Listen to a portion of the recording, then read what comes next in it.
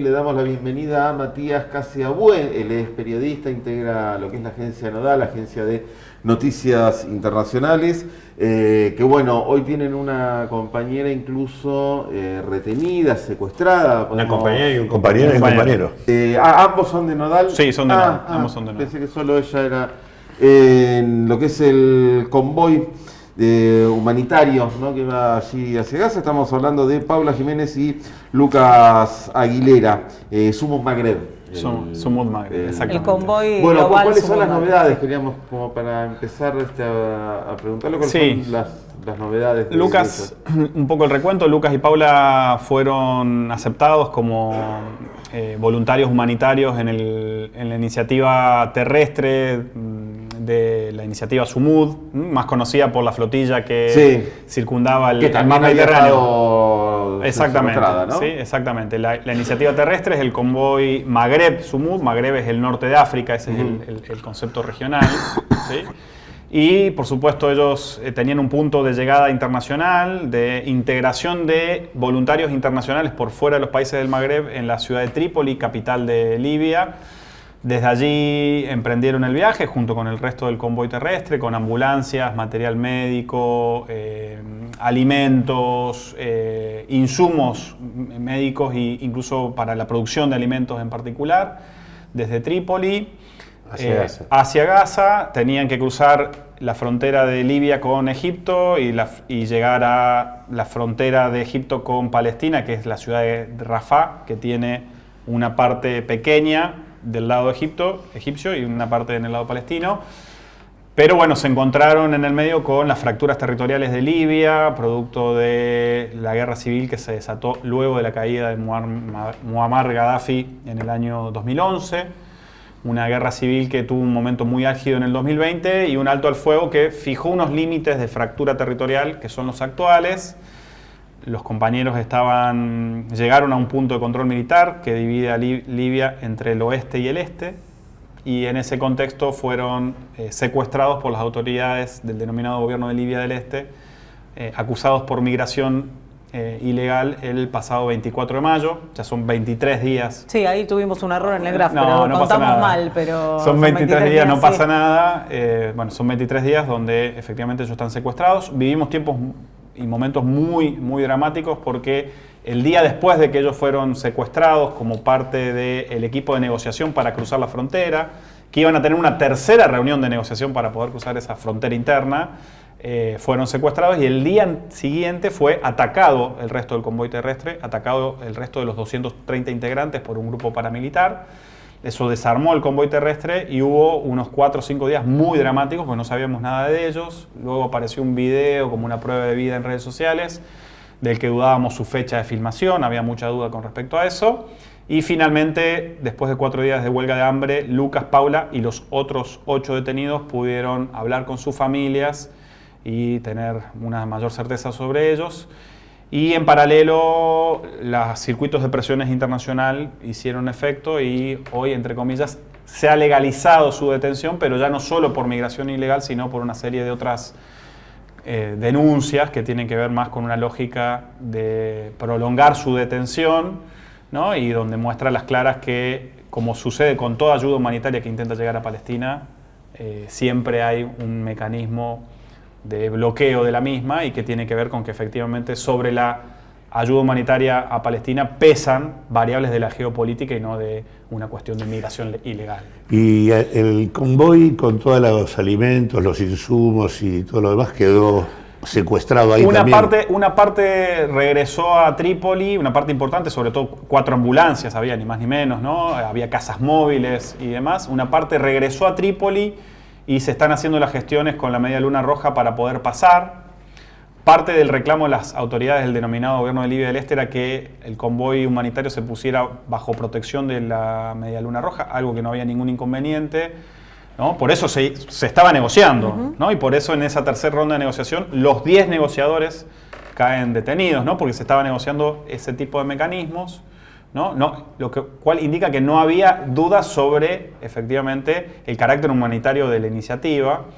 Pero bueno, evidentemente las presiones geopolíticas existen. El argumento, digamos, del sionismo, ¿cuál Y nosotros no tenemos ciencia cierta que está el sionismo, pero es por supuesto llamativo que toda ayuda humanitaria con destino a Gaza sea bloqueada, ¿no? Lo que sabemos es que evidentemente este denominado grupo de Libia Oriental, con un general Haftar, que supo ser mano derecha de Gaddafi y que luego de un episodio de supuesta traición terminó viviendo 24 años en Estados Unidos, está utilizando esto como mecanismo para validar su interlocución internacional, porque Libia del Este, que controla el mayor porcentaje de población del territorio libio, no es el gobierno reconocido por Naciones Unidas, ¿no? El gobierno reconocido como gobierno de Libia es el gobierno de Trípoli, es el gobierno de se le dice Acuerdo Nacional.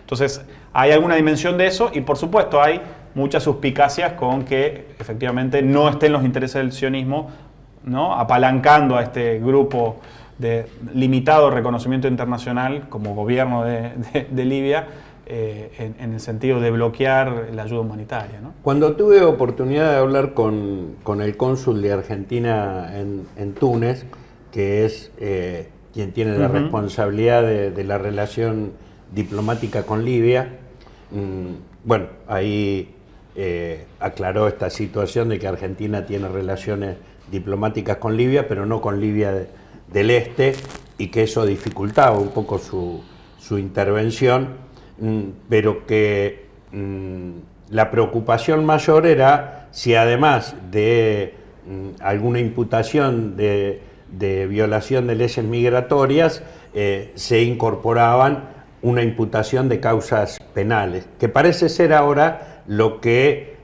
han aplicado, primero en las migratorias, ahora aplicaron causas penales, con lo cual se entorpece mucho más la posibilidad de darles la libertad a los 10 secuestrados y procesados en Libia del Este. Él me decía que hasta ese momento Argentina tenía limitaciones para intervenir, pero que necesariamente si se aplicaban demandas y querellas de carácter penal, eso obligaba a mecanismos de intervención argentina más en conjunto con organismos internacionales para poder revertir esas demandas penales.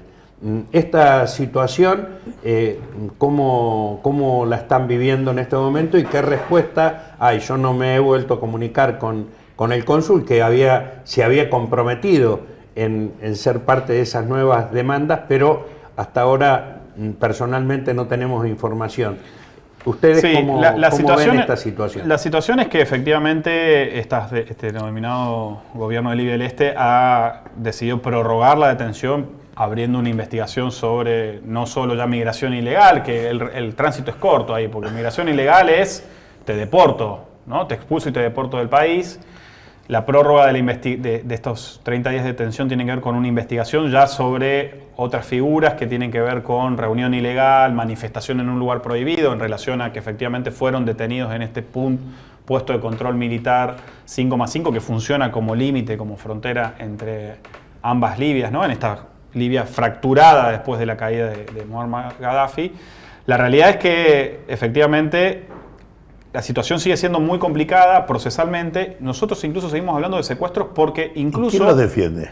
Exactamente, porque incluso estábamos teniendo, no nosotros, sino el Consulado General en Italia, dificultades para acceder en términos diplomáticos y en términos de asistencia jurídica legal a los detenidos. O sea, ese era el nivel de Claro, yo te iba a preguntar, porque entiendo que la última comunicación, ellos lo que planteaban entre estas cosas es que no tenían garantías procesales, no estaban accediendo a ninguna defensa en asesoría jurídica. No sé si ahora con esto de el nuevo estatus de detención legalizada han podido acceder a algún tipo de defensa. Mira, pasemos el limpio. ¿De qué países provienen las 10 voluntarios secuestrados? Los 10 voluntarios secuestrados son, bueno, Lucas y Paula con nacionales argentinos, después hay una compañera que es polaca, una compañera portuguesa, un tunecino, 2 italianos y una española. Creo que no olvidarme a ninguna de las nacionalidades, pero digo, ese conjunto de países se están accionando diplomáticamente. Lo que nos pasa con Argentina en particular es que la Cancillería Argentina, las autoridades de la Cancillería Argentina no están empujando todo lo que deberían en términos de decisión política de Estado a lo que realizan las áreas técnicas, ¿no? La Dirección General de Argentinos en el Exterior y Asuntos Consulares aquí desde Buenos Aires, ¿sí? Con las cuales hemos incluso tenido cortocircuitos nosotros y las familias de Lucas y Paula por muy mal manejo de información, incluso informaciones que después tuvieron que salir a decir que no era tan así porque efectivamente estaban enganchados con informaciones que no eran del todo veraces. Y por el otro lado, efectivamente, el cónsul argentino en la Embajada Argentina en Túnez, que es concurrente a Libia, digo, que atiende Libia. El problema es que está atendiendo Libia desde la capital de Túnez a 1.700 kilómetros de distancia de Bengasi, que es la ciudad donde están detenidos, secuestrados los compañeros, sin la asistencia legal plena, porque hay un equipo de abogados designado, nosotros que incluso las familias han enviado poderes y demás, pero no terminan de ser aceptados los abogados por el juez que está atendiendo la situación. Digo, para entender lo dramático de este denominado gobierno de Libia del Este, que es un gobierno dictatorial, militar, surgido, repito, en el contexto de esta guerra civil, ¿no? Y que evidentemente utiliza el convoy terrestre humanitario con destino a Gaza como una prenda de ganancia para ellos, para la interlocución internacional, con la duda siempre sobre si está o no presente la mano del sionismo. Eso yo no me animo a afirmarlo, incluso por cuidado de los compañeros en particular, ¿no? Pero la situación tiene ese nivel de dramatismo y las autoridades de la Cancillería Argentina hoy no instrumentalizaron que nuestro cónsul, por ejemplo, se haga presente en Bengasi, ¿no? Porque incluso la cuestión del limitado reconocimiento internacional de este gobierno de Libia del Este es de todos los países. Italia, que tiene un consulado general en Bengasi, España, que ha ido y ha visto a su connacional, Polonia, que estaría yendo esta semana también a visitar a su connacional. O sea, hay todo un circuito internacional de presión diplomática, de presión internacional de la sociedad civil, y la Cancillería Argentina sin instrumentar ni siquiera los pasos mínimos necesarios, ¿no? Casualmente de un gobierno como el argentino que, ¿no?, hizo de esa joven abogada detenida en Río de Janeiro todo un espectáculo mediático, ¿no? Esa joven abogada detenida en Río de Janeiro por racismo, ¿no? Cuando el racismo está tipificado penalmente en el Brasil por su historia de esclavismo y demás, ¿no? Entonces, si para una connacional argentina detenida por efectivamente una investigación de racismo se hizo todo lo que se hizo, Patricia Bullrich, ministra de Seguridad por entonces, la recibió, ¿no? ¿Por qué no al menos un trato equivalente? Incluso sin tanto show, si quieren, ¿no? Un trato equivalente para dos connacionales que eran partes de un convoy de ayuda humanitaria, ¿no? Que aparte ellos se sumaron a ese convoy en Trípoli, pero el convoy venía marchando desde Mauritania, en el noroeste africano, pasando por, ¿no?, Mauritania, Argel, Túnez, ¿no? O sea, Argelia, o sea, recorriendo ya cientos y cientos de kilómetros sin tener problemas en las fronteras, ¿no? Y casualmente pasa esto en la fragmentación de Libia. Este contexto internacional en el que se da este secuestro de los 10 voluntarios de solidaridad con Gaza, se da en un país que demuestra los efectos que deja la intervención norteamericana y británica en los pueblos, ¿no? La invasión, el ataque a la Libia gobernada por Muammar Gaddafi, lo que ha dejado es un país fragmentado, lo que fue uno de los principales más avanzados y desarrollados en el norte de África, lo han vuelto a convertir en una economía destruida y en un país fracturado. En ese contexto de este mundo es que se da otra situación, que es la derrota de Estados Unidos en lo que fue, junto con Israel, su ataque a Irán. ¿Cómo estás analizando vos, en tu condición ya no solamente de ser compañero de los voluntarios secuestrados en Libia del Este, sino también un analista internacional, cómo caracterizás la actual situación que deviene de este aparente acuerdo que podría estar implicando. Lo dice el New York Times, lo dice la BBC, lo dicen los propios medios norteamericanos, una derrota vergonzosa de Trump frente a un adversario menor, pero que... Lo dice Wall Street. Lo dice Wall Street. Lo dice el propio Wall Street, ¿no? Menor en capacidad militar, pero superior indudablemente en actitud patriótica y en intervención en la estrategia militar con que enfrentó esta agresión de Estados Unidos a Israel. Yo creo, lo primero que hay que decir que los hechos de octubre del 2023, cuando Hamás y la resistencia palestina realizaron esa famosa operación, ¿no? y que tuvo como respuesta militar desproporcionada de parte de Israel en Gaza en particular, un hecho de genocidio, ¿no? A partir de esa fecha uno lo que encuentra es ya que hay en Asia Occidental, en la mal llamada Medio Oriente, un solo conflicto regional. Ya no hay una guerra en Siria, una guerra en Irak, una primavera árabe en Libia. Ya hay un solo conflicto de escala regional, de magnitud regional, donde los actores de la región, ¿no? Todos y cada uno juegan una partida y un alineamiento, ¿no? Eso para mí es fundamental de entender la magnitud de lo que sucede, ¿no?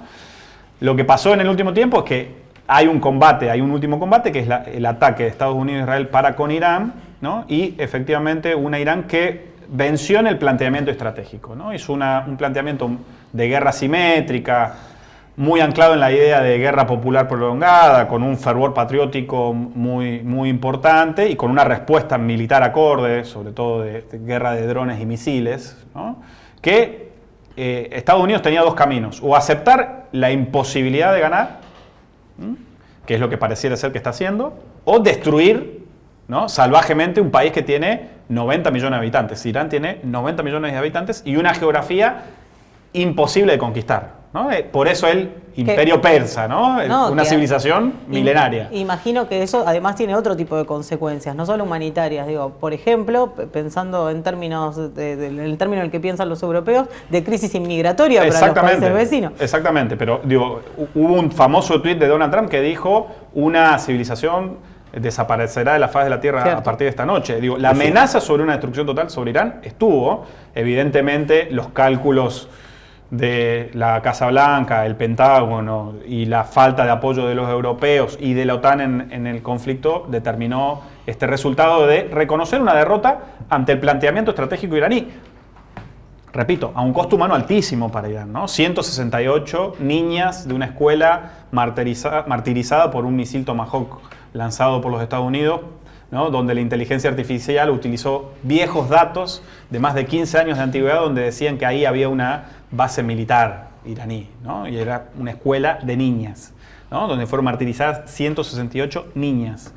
¿Sí? Entonces, en ese marco, efectivamente, Irán, en términos estratégicos, ganó la guerra, y en ese marco se está dando, por un lado, un doble proceso. Una negociación, un acuerdo que está muy avanzado, es un memorándum de entendimiento, donde Estados Unidos está reconociendo una derrota, más allá de que la prensa occidental lo oculte. Se está hablando que Irán está pidiendo una medida de resarcimiento económico para reconstruir la infraestructura civil dañada por los ataques estadounidenses e israelíes de 130.000 millones de dólares, y que Estados Unidos reconoce que no puede no reconocer esa situación, ¿no? Hace efectivamente a quién está ganando en este acuerdo. Habla incluso de lo que pasa en el Mundial con Irán y la selección iraní, que a pesar de las proscripciones de que solamente puedan estar residiendo en México y demás, eso sigue estando muy fuerte, la noción de la victoria iraní en el conflicto. Y eso es una dinámica muy particular y muy interesante, donde efectivamente se libera el estrecho de Hormuz para la libre circulación internacional, pero al mismo tiempo se le reconoce a Irán el derecho del desarrollo de su energía, del desarrollo de la industria de la energía nuclear para uso civil. Y del control del estrecho. Y del control del estrecho, así que eso es una cosa importante, pero en paralelo se ve todo el drama de Líbano, ¿no? Que el drama de Líbano tiene que ver con una ofensiva militar de Israel, ya no solo sobre Gaza, sobre Cisjordania, sino sobre su frontera norte con el Líbano, donde hoy militarmente Israel está ocupando 1/5 de la superficie terrestre del Líbano, 2.000 kilómetros cuadrados, afectando a 1.2 millones de libaneses, ¿no? y libanesas que están forzados a salir de sus ciudades porque han quedado aisladas por la ocupación militar de Israel, haciendo de esto otro gran drama humanitario, ¿no? El desplazamiento forzado interno por el momento de 1.2 millones de libaneses y libanesas de sus casas, ¿no? Entonces, toda la situación tiene una magnitud muy compleja porque Israel ya lo ha dicho, va a desconocer cualquier acuerdo de paz con Irán que celebre los Estados Unidos, algo que está sucediendo, ¿no? Entonces, esto podría implicar que de esta derrota de Estados Unidos y estos daños infligidos a la economía y a la vida del pueblo iraní, el único beneficiario de este contexto de guerra que ha lanzado Estados Unidos e Israel en la región sea exclusivamente Israel, quien ha avanzado sobre Gaza, intenta quedarse, quien ha avanzado sobre Siria, un país donde hay un gobierno ahora adicto a Israel o en negociaciones con Israel, y ahora también ocupando en el Líbano territorio en pos de la construcción de la Gran Israel. ¿Se puede llegar a esa afirmación? ¿O el carácter de acusar a Netanyahu como asesino de guerra, como criminal de guerra e iniciarse el juicio en el marco de las Naciones Unidas y la eventual próxima elección en ese país puede significar un retroceso mayor de Israel? ¿Cuál es esta comparación? Yo creo que hay que entender el carácter colonial del Estado de Israel, hay que asumirlo de una vez por todas en ese sentido, que hoy los Estados Unidos se estén corriendo, se estén desmarcando más, que bajo un gobierno republicano, que se supone que los republicanos eran los más sionistas, ¿no? Que esté pasando lo que está pasando, habla de que efectivamente Israel hoy está, más allá de sus niveles de agresividad genocida, y particularmente en Gaza, no lo estamos diciendo nosotros, lo está diciendo la Corte Penal Internacional, lo está diciendo la Corte Internacional de Justicia, ¿no? Evidentemente estamos hablando de una potencia militar de carácter colonial como es Israel, evidentemente sobreextendida a sus propias capacidades, que puede tener capacidades muy probadas en el terreno técnico-militar, pero en el terreno de lo político, de lo estratégico, está sobreextendida, está forzando una situación que políticamente ya no puede sostener, ¿no? Sin ir más lejos, las elecciones en Israel se prevén una semana antes de lo que van a ser las elecciones en Estados Unidos, ¿sí? A fines de octubre. Se prevé una derrota electoral de Netanyahu, con eso se abre toda una cuestión en relación a sus pedidos de captura internacional por crímenes de lesa humanidad, por crímenes de genocidio, y se abre algo que no lo estamos diciendo nosotros, se abre algo como oportunidad histórica que puede llevar muchísimos años, puede llevar muchísimo tiempo, que es que efectivamente se ponga fin al régimen de apartheid, ¿no? Y esto no es sencillo, y esto no es sin presión internacional, ¿no? Recordemos Nelson Mandela, el gran vencedor sudafricano contra el régimen de apartheid, estuvo 27 años detenido, 27 años secuestrado, 27 años preso.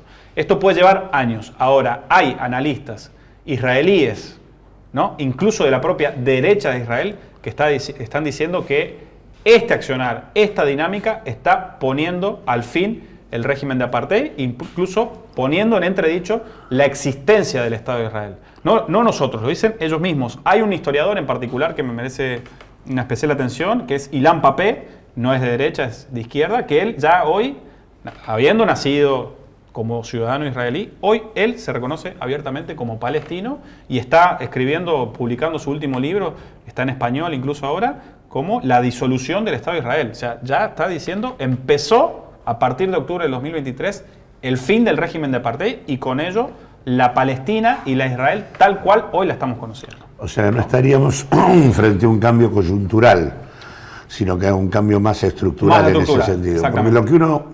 Las primeras escenas de una película que marca una situación y no una coyuntura. Porque lo que uno vio en todo este proceso es como, de alguna manera, Netanyahu arrastró a los Estados Unidos más allá de lo que los propios Estados Unidos tenían previsto ir. Creo que puso a los Estados Unidos en una situación de aislamiento general.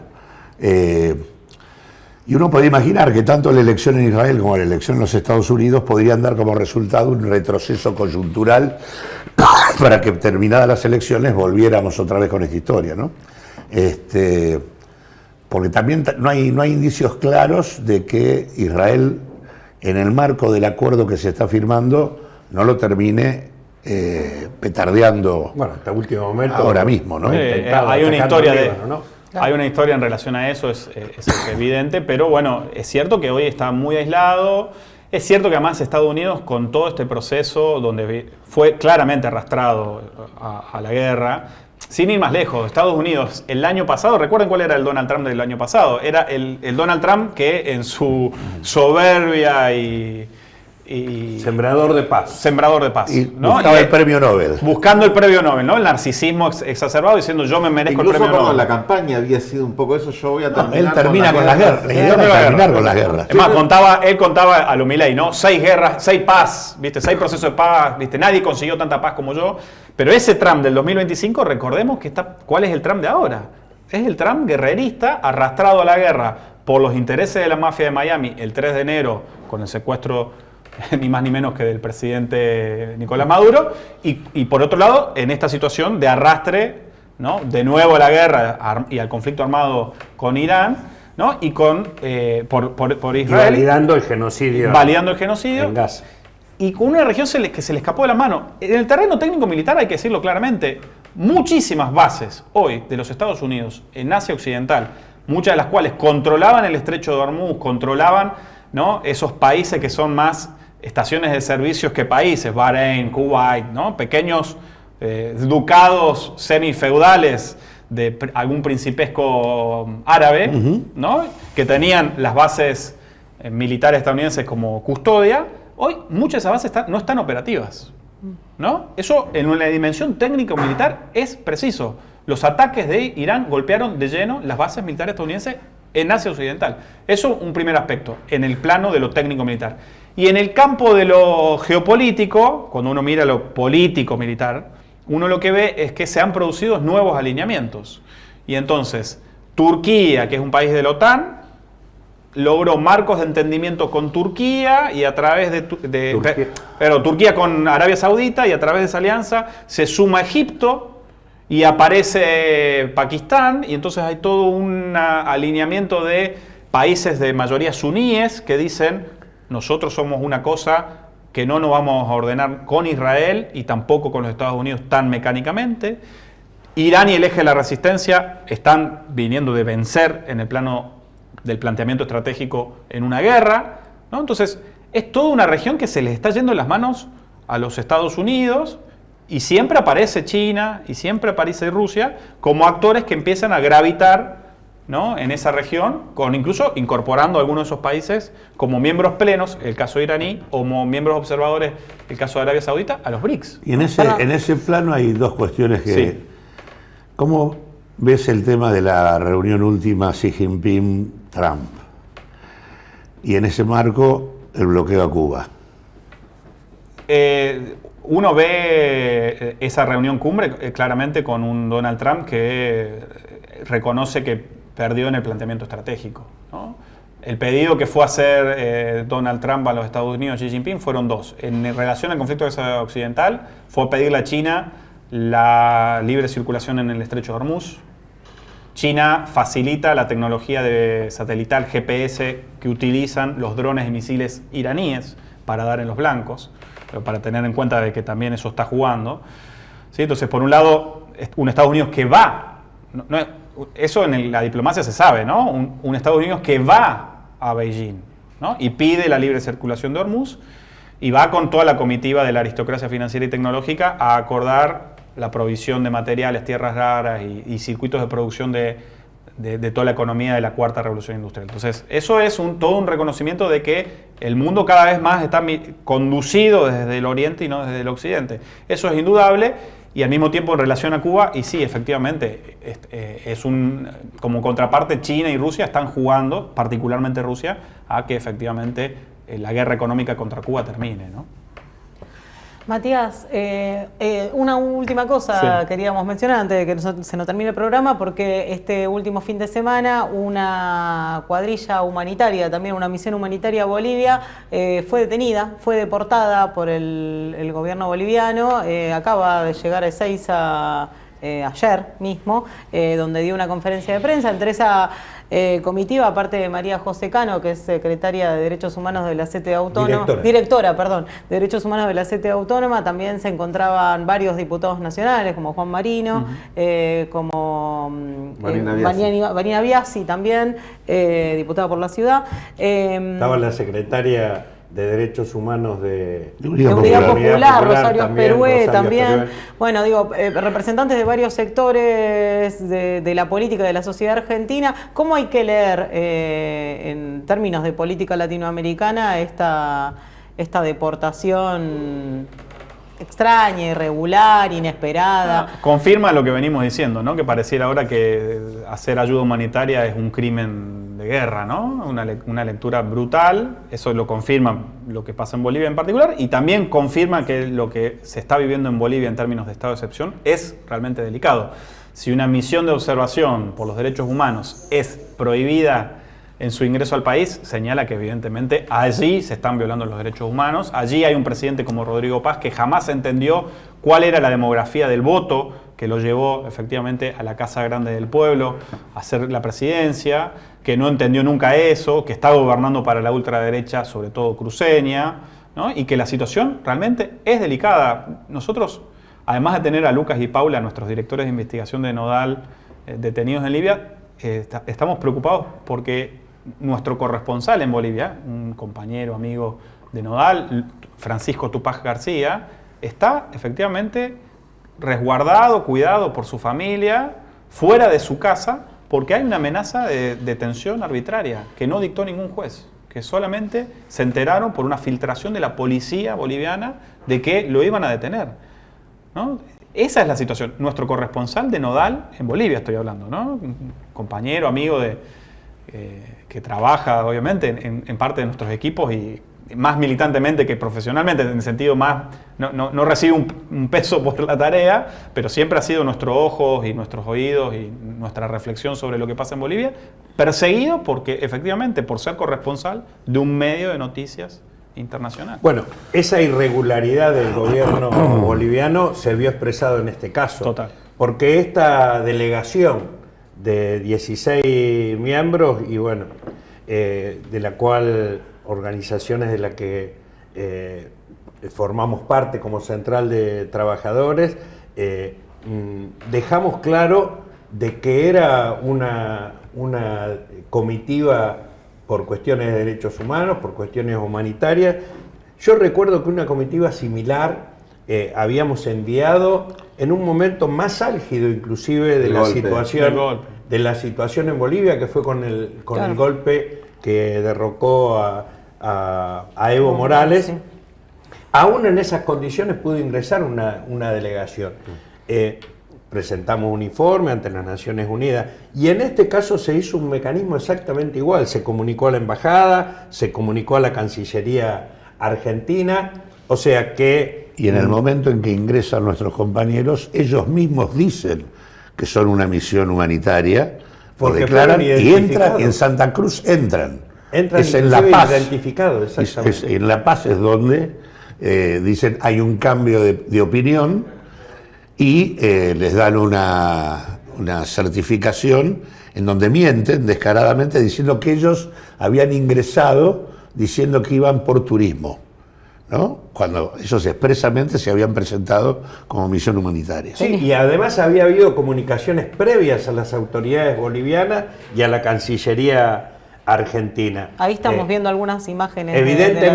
Evidentemente, lo que este estado de excepción en Bolivia lo que está encubriendo es una represión que ya lleva más de 10 muertos, centenares de detenidos en condiciones irregulares y torturas que se están produciendo, que fueron denunciadas por quienes las padecieron, por sus víctimas, y que por lo tanto demuestra que el gobierno de Rodrigo Paz es un gobierno que está apelando a la represión más brutal para frenar un levantamiento absolutamente legítimo y que está creciendo, porque todos los días se anuncian nuevos cortes alrededor de hoy por la mañana anunciaron nuevos bloqueos en nuevos distritos y también con un planteo de pedido de renuncia a Rodrigo Paz en 48 horas.